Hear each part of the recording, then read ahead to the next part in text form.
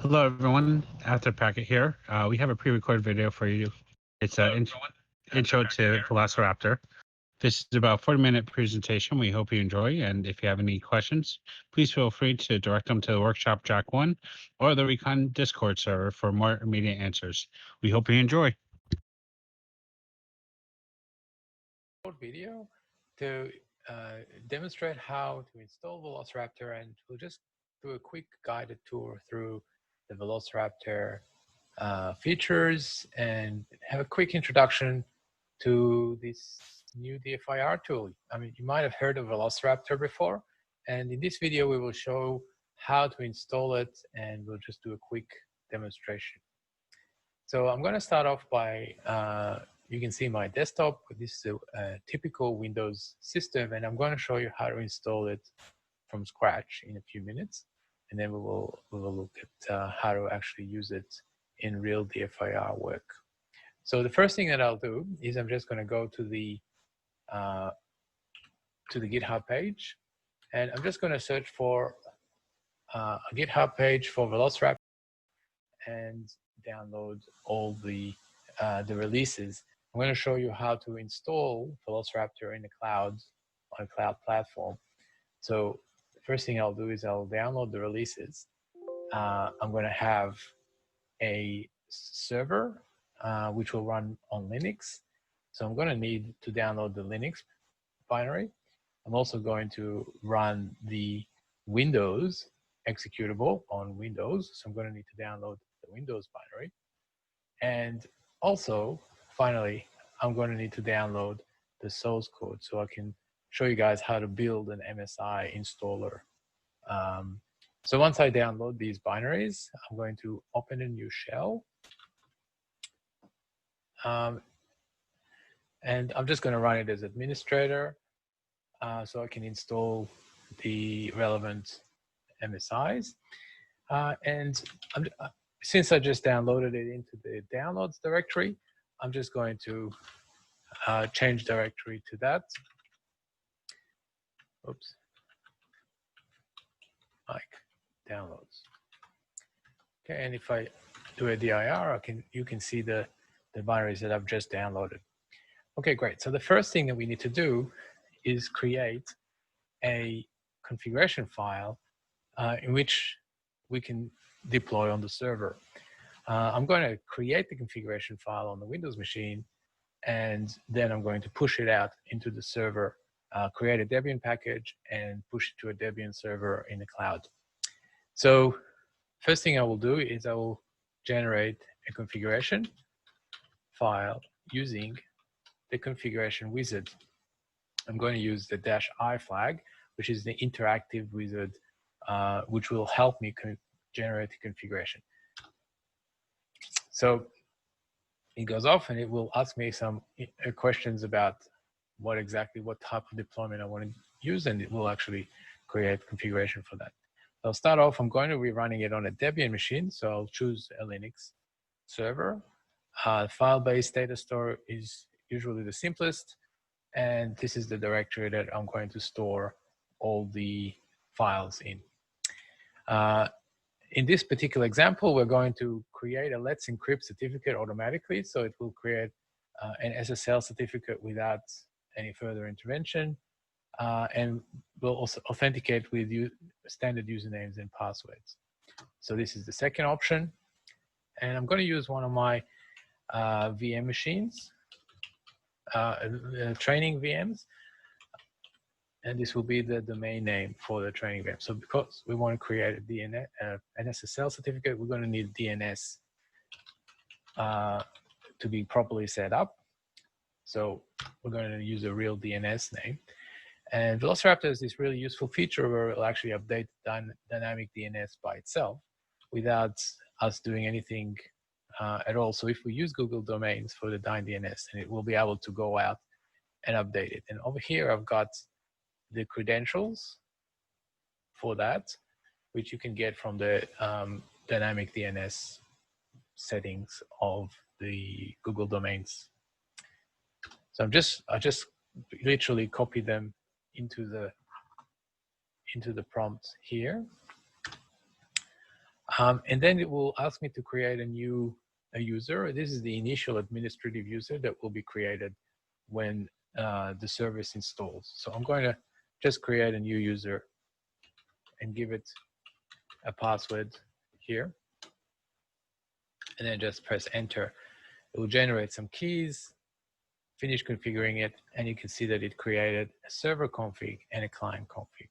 If I have a look at the files, then we have the server configuration and then the client configuration, which contain the keys, the key material and all the configuration. So the next step is simply to create a server Debian package using that configuration. So we're going to run the Velociraptor again and tell it to use the server configuration and Debian server. So we're just asking it to create a Debian package for the server. If we just try to do this now, then it will say, I don't actually have a Linux binary. So you're running a Windows binary and you're asking me to build a Debian package. So I need the Linux binary as well. So in this scenario, we're going to need to give it the binary, the Linux binary, to actually package as well. So we do that, and it will actually build us a Deb package. Let's have a look. And we can see that there is a Debian package here that contains the configuration embedded with it and all the startup scripts, and it's all the service configuration. So all we have to really do is now just push that to our cloud endpoint and then start it. So I'm just going to SCP it to my cloud machine. And over here, I've got my IP address of my cloud machine. And it will just download, copy the Debian package over there. So now I will SSH to that machine and install it.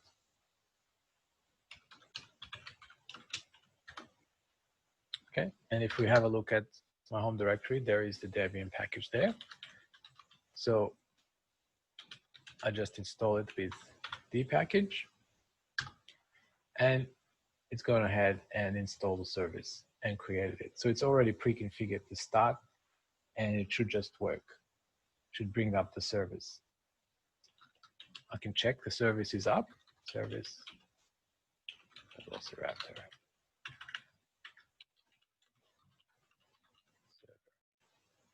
Status. And it shows me green, active, running, and it's all ready to go. So now, if I go to that with HTTPS, vm1.training.velocidex.com, then I should be able to log in with the username and password that I gave it before in the configuration file. So now we have a Velociraptor server set up. It only takes a minute. You can see down here the version, and this is the GUI. But this is great. So that's the server, but we still don't have any clients attached to it because we haven't really deployed the client side of it. So now I'm going to show you how to create an MSI for being able to deploy on the Windows platform. So let me get out of there. So we'll go back to our downloads that we had here. And to build an MSI, we use a tool called Wix, which is a typical MSI framework, build framework, and it's very easy to do.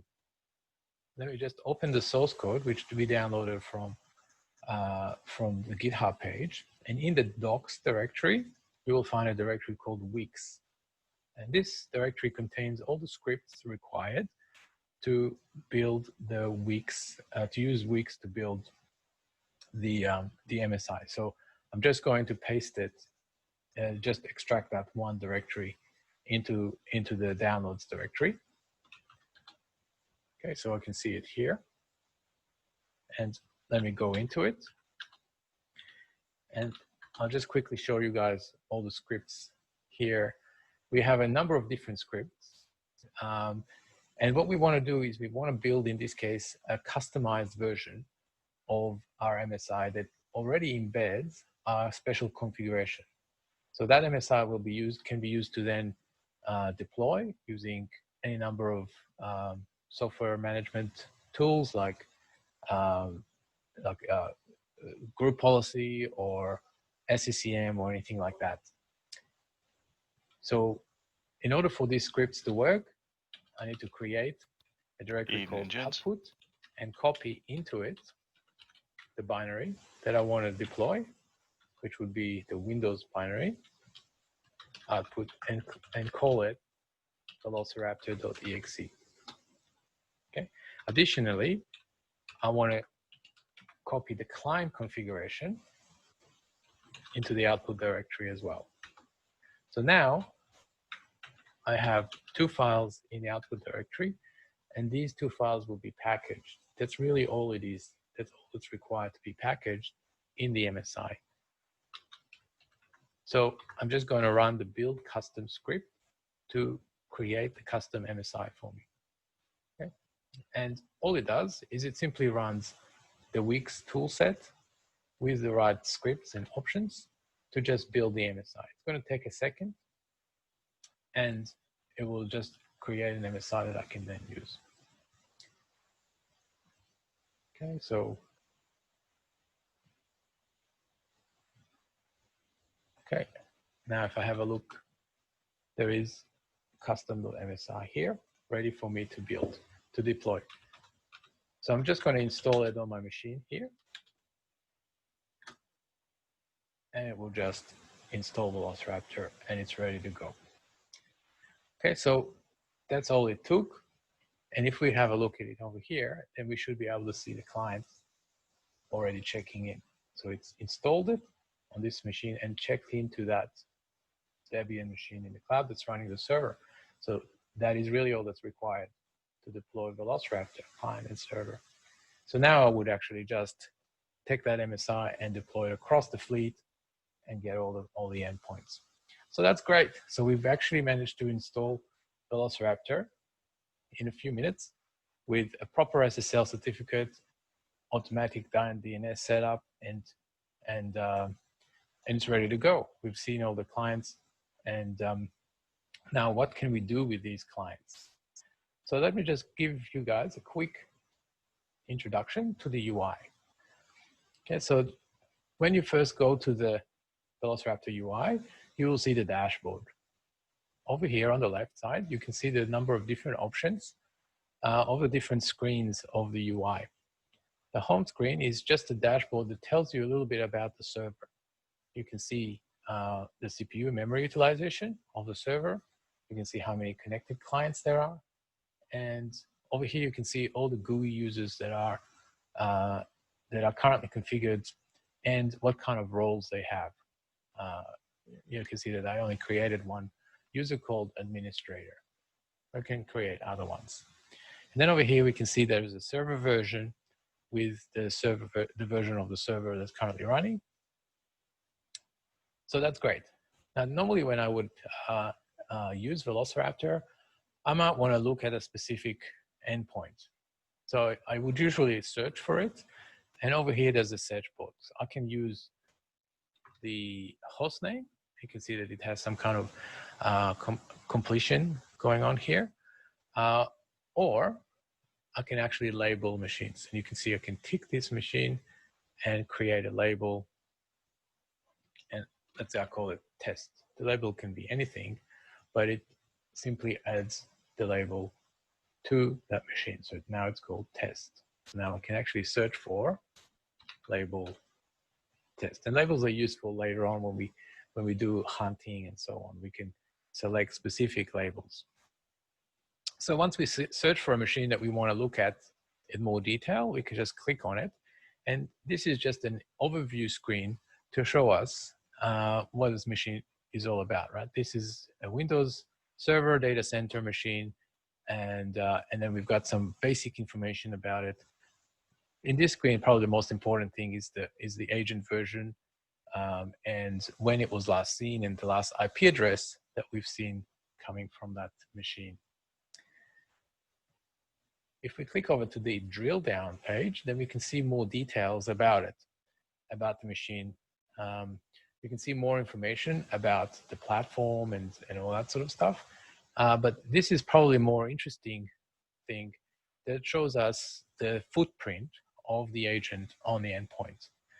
So we can see that it takes like around 35 megabytes of memory, and the CPU load is virtually zero because the agent's not really doing anything. So when we do some heavy hunting and we might actually do a lot more work on the machine on the endpoint, then it's useful to see, how much memory we're actually using and how much impact we're having on the endpoint. And then this particular one shows us also the users that exist on the endpoints. But this is just kind of an overview information about it. We always collect telemetry, so you can always see the most recent telemetry from the endpoint about footprint and so on. The next tab over shows us the interactive shell. This is an easy UI that allows us to just run shell commands on the machine. We try generally not to run too many shell commands because they can be unpredictable, but it's possible to just break into a shell. Over here, we've got a number of different options. We can run our shell commands through a PowerShell or Command Shell or Bash. Usually, I would prefer to run with PowerShell because it's just a little bit more reliable with regards to escaping quotes and stuff like that. So here's an example. ipconfig/all example will show us everything that about the interface. You can see that over here, this is the time and who ran the command. So when you have multiple users, you can see who actually issued this shell command. And over here, we have kind of a little bit of a UI here that kind of hides the results a little bit. When you have many shell commands, then it's easy to see it's a little easy to lose it. So it allows it kind of to hide them a little bit. And this one just kind of hides them inside of a kind of indented cell. So it's just the UI kind of feature. But we can, essentially, type something else, google.com, right? And then run it. And you'll see that this spinner will just wait while the command is running. And then when they complete, we will see the results, right? So we can see the results. So this is kind of handy when you have to do interactively look at the machine. The next one over is the VFS. The VFS is a way for us to interactively examine the machine's file system. So over here, we have, these are accesses, different types of things that we can look at. And what we're looking at here is really just the server's cache of what the file system sort of looks like. But it isn't just checking the file system on the endpoint, it's just what it already knows about. So when you navigate to a directory that hasn't been listed before, then it doesn't know about it. And it tells you, data available for this directory. Right? So initially, there will be no data available. So you can click on this button here to refresh the directory. And what it will do is it will just issue a directory refresh query to the endpoint and just list the directory and then refresh the server's view of it. So you can sort of like go through and click and refresh, or you can simply just do this recursive refresh, and it just goes off and it takes a little bit longer, but it just recursively refreshes all the subdirectories, so you can kind of look through them without having to click all the time. So this is a bit of a UI thing. Okay, and for example, if we have a look at our files, we can have, for instance, you would know that there is an ntuser.dat in the user's home directory. And we don't actually have the data, we just know about it. So we listed the directory. And if we actually want to see that file, then we can fetch that file specifically from the endpoint. So we can just click on this thing and it goes off and fetches it. And then we'll have a little icon here, which is just indicates that the server has a copy of that file now. So we are able to see it from the server, and we can also download it and things like that. And for those of you who know, you would have seen that typically the end user.dat is locked when the user is logged in, but Velociraptor will fall back to raw NTFS parsing in case it's locked. So it will actually retrieve the data even if it's locked, and you can see the hex view and so on. So that's essentially the VFS view, which is the virtual file system. And it's just a view over in the NTFS thing. We can actually see what it looks like in a raw NTFS parser. So we can see all those hidden files like the MFT, and we can collect the MFT in exactly the same way as we did before from the server, just by pressing this button. MFT is somewhat larger, so it's going to take a little bit longer. Okay, so the question is, what are we doing when we're pressing these GUI buttons? See, and we can essentially just look at it in the same way and download it and so forth. So you might wonder what is actually happening here with the Velociraptor endpoints. Well, Velociraptor is really a VQL engine. It just runs these query languages. The VQL is the query language that runs the entire Velociraptor architecture. When we click on the UI, what we're doing is we're issuing VQL queries on the endpoint. We're just issuing different kinds of queries. And so if we go back to our overview here, then we have the Collected tab. And this Collected tab shows us all the artifacts that we've collected. So an artifact is simply a type, it's simply a VQL query, right? So every time we click through the UI, behind the scenes, the UI simply issues a different kind of artifact to collect from the endpoint. In other words, it just simply issues different kinds of VQL queries. And you can see that by simply looking at the Request tab. The Request tab is showing us all the raw request that is going out to each endpoint. And we can see over here, queries. This is the VQL queries that are going out. So really, whenever we talk to the endpoint, all we're doing is sending VQL queries to the endpoint. And that's basically all it is. So for instance, here, when we ran the PowerShell, we're looking at different PowerShell, and we can see, we sent a command, that was the query, and so on. Let's have a look. So when the query is going to the endpoint, and then it will execute on the endpoint. And the next tab that's interesting is the query log. So as the query is executing on the endpoint is logging some interesting things about the query, so like errors or anything like that. So we can see over here that as the query is running, we get like logs. And then finally, it tells us how many rows the query is returning, because ultimately all queries just return rows because it's just a query. So the results tab simply shows us the rows that are returned for each query. In this case, when we ran the PowerShell, it just returns a row, and it has a column called std out and then std error and the return code. Over here, when we listed the directory, it has a bigger query, and it returns more rows and more columns, right? But ultimately, it's still the same. It's just a table. So everything we do is just a table that's returning.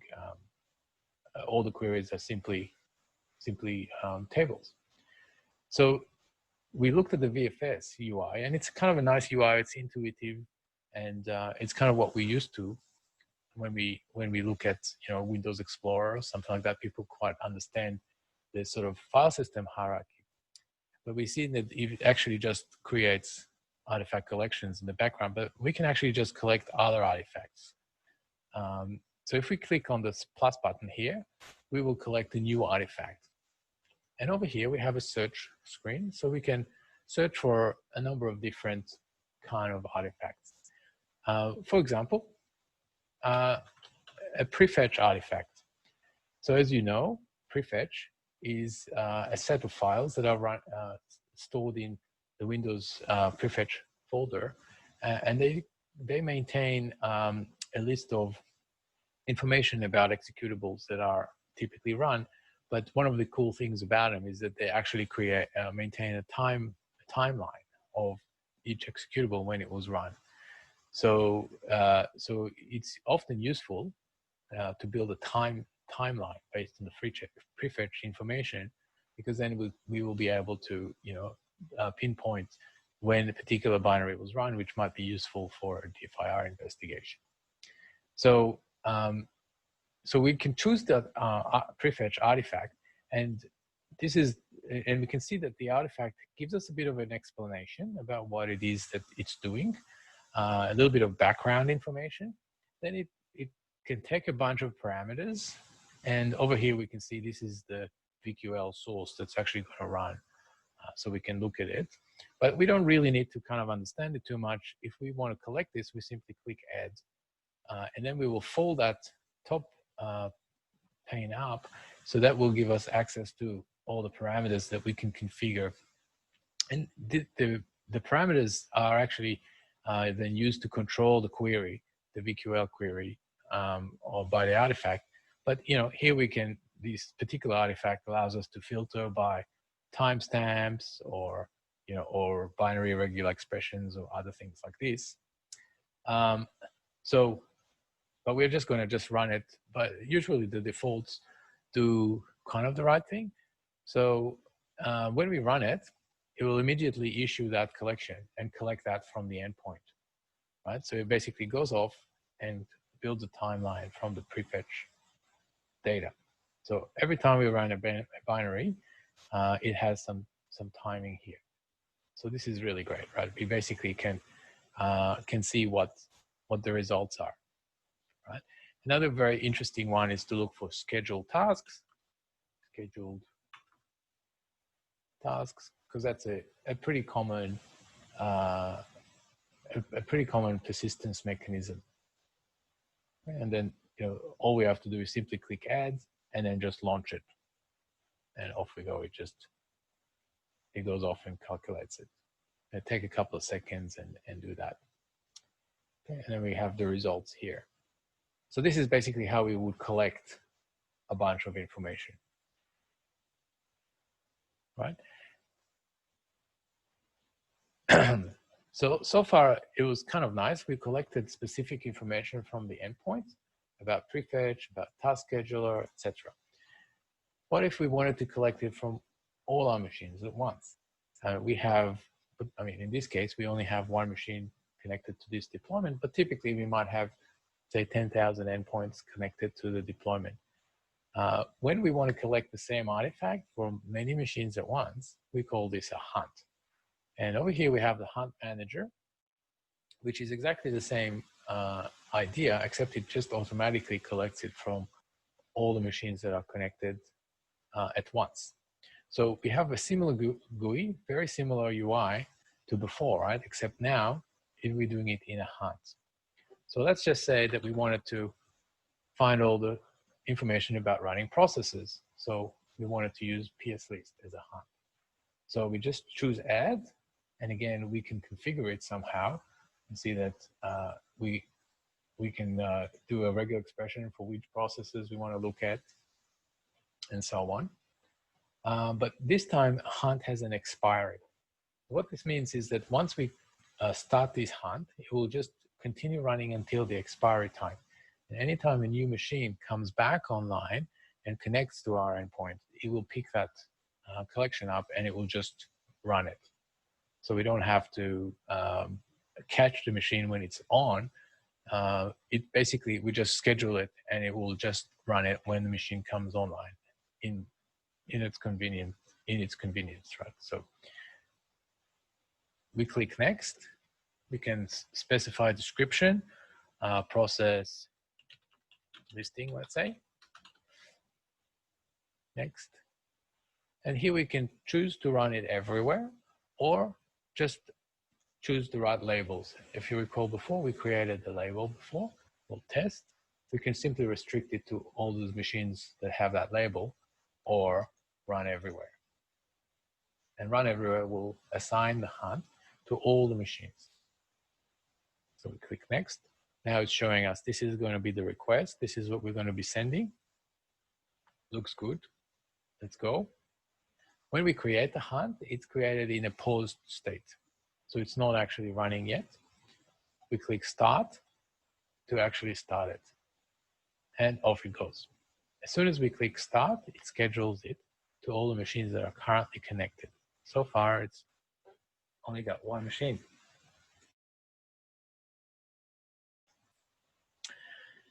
And it's finished. So as soon as the machines will finish, it essentially creates that. We can have a look at all the clients that are connected. There's really only one in this case, but there could be many more. The statuses, status tab shows us if there's any errors. And over here, we can see the results of the hunt. Right, so over here, we can see this is a process listing of this machine, right? If we wanted to process this data using another tool, then we simply need to prepare a download over here, and it will create a zip file that contains all of the information in this hunt from all the machines. Let's take a look. What does the zip file look like? This is only going to be a small one because there's really only the one machine, but we're gonna see a CSV and a JSON file of all of the results combined from all the machines. And as well as that, we actually have the collections split up for each machine. These are the logs, and these are the artifacts that we ended up collecting as part of these hunts. So they're sort of split up individually and combined. And also, if any of these hunts collect files, then we will be able to get that in the zip as well. So this is just a way that that we can use to export the data. Now over here, you can see that it's still kind of in the running state, and some people are confused by that, but this is just, again, a reminder that hunts always run. They simply expire. So when we create it until the expiry time, or when we start it till the expiry time, for that time period, it will be active, and then it will become stopped by itself. And it will stop means that it no longer accepts new clients that come online at that time. So that's basically hunts. Okay, so that's pretty cool. We can see how we can export the data and use it in another tool. Sometimes we really want to be able to post-process the data within the tool, within Velociraptor. So the next feature I wanted to show you guys is the notebook feature. And a notebook is basically like a collaborative analyst tool that we can use to analyze the results from a particular investigation, put them together, and post-process them. So I'm just going to show you quickly how I would build a notebook. So I would click this plus button here, which creates a new notebook, and I can call it whatever I want, like test notebook, for example. Give it some description. And here I can choose collaborators that I would like to collaborate. So it's like a collaborating, like a Google Doc or something like that. It's very pretty familiar concept. When I submit it, it will create a new notebook over here, and you'll see that down here we have the title will be copied into here. So that over here we can see all the notebooks that I currently have. And when I click over here, I have to actually click on the title itself to bring it into a focus, and I will see that it creates, this is called a cell. So a notebook is consisting of different cells. And over here, this is called a markdown cell. As you can see, its type is markdown. So I can simply use, just describe this. And normally I would put like some background for the investigation, demo cell for demo. Right, and I actually can also copy image, take a screenshot. I can actually paste the image in here. right? And this is just Markdown. If you're familiar with the Markdown, it's very familiar. When we save it, it simply renders it. So it's just a Markdown here where I can put some notes. So that's not the most interesting thing. But let's say that I wanted to do more interesting post-processing. Well, I can create another cell and add it from a particular flow or hunt that I've created previously. So from a particular collection. So let's just add cell from flow. I choose the client. And these are the flows that ran before, right? So here I've got my task scheduler, for instance. So all this does is it creates VQL. It pre-fills the VQL for me with the right cell IDs and all this sort of stuff. This is simply a VQL query that just post-processes the information that we've already collected. So it doesn't go out to the client and collect the information again. It just post-processes it. It's useful in order for us to see, to be able to post-process it and filter it and so on. So for instance, in this particular case, we're looking at task schedule and this task scheduler. And maybe a particular malicious task would have maybe PowerShell. We wanted to know which tasks are running PowerShell. So this one will return all the tasks. And now we would like to filter it where commands. And this is the regular expression operator matches PowerShell. Okay, and then if I press save, okay, there's no PowerShell here. Let's have a look. Okay, so we have Google Update or whatever. So you can basically run DLL is a common sometimes used maliciously, sometimes legitimately. This machine is not actually owned, but is not compromised. But so you can see it. So here, for example, we can filter by run DLL. See all the commands that have run DLL. So this allows us to do these post-processing kind of operations. We can do the same thing, add cell from hunt. And looking at our process listing hunt, same thing. It simply creates the table for us, the query for us initially, right? So for instance, we can say where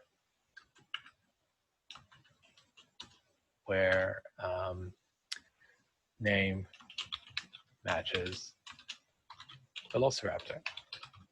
To see all the Velociraptor processes that are running, we can see there it is. The Velociraptor process is running. That's the hashes, that's the authentic code information. Is it signed? Yes, it is, and so on. So we can get this kind of high-level information, and the username is running it as system. So this is a pretty cool, cool way of post-processing the different things. So I'm not going to get into too much into the artifacts and how to actually write VQL, but suffice it to say that in this screen here, we can view all the different artifacts. And let's just reiterate again what an artifact is. As I said, Velociraptor simply runs VQL, but if the UI simply required you to type a new query each time, and that would be very tedious and error prone, and it would just not be a very good user experience. So with Velociraptor, we have a concept of artifacts. And an artifact is simply a YAML file that contains the descriptions behind the particular VQL and the VQL itself. So let's have a look at something like, let's say, the DNS cache. This is an example of an artifact. And you can see that here in this screen, we can view all the different artifacts, and we can actually edit them as well.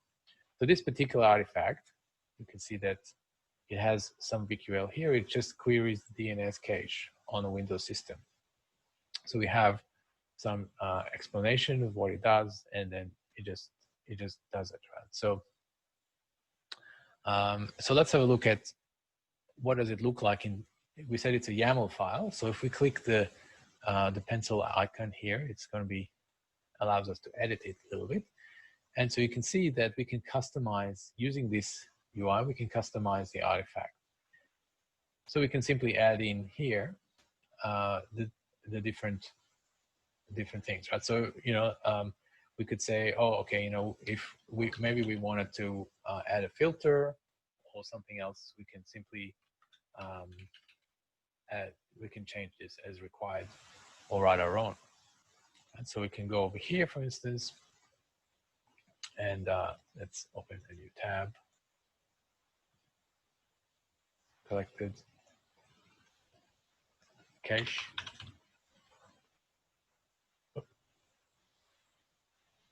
Okay, let's collect the DNS cache again. And it's very quick to do that. As soon as we ask to collect it, it will essentially do it instantly. It goes out to the endpoint and collects it instantly. And we can see all the different DNS names that are in cache at the moment. So hopefully this was a quick, short introduction to Velociraptor. We went through the installation process, which only took a couple of minutes. And then we went through some of the things that we could do with it. Again, the sky is the limit, really. We can collect different things, and we would normally respond to the different incidents and collect, collect different artifacts to, all the time. But it's just a very powerful tool that allows us to gain unprecedented visibility of the endpoints that we really can't get with other tools currently. Okay, thanks for watching. Yeah, if you're interested in Velociraptor, have a look, go to the GitHub and download it. It's open source, and also contribute and join our community. Thanks again for listening. Thanks.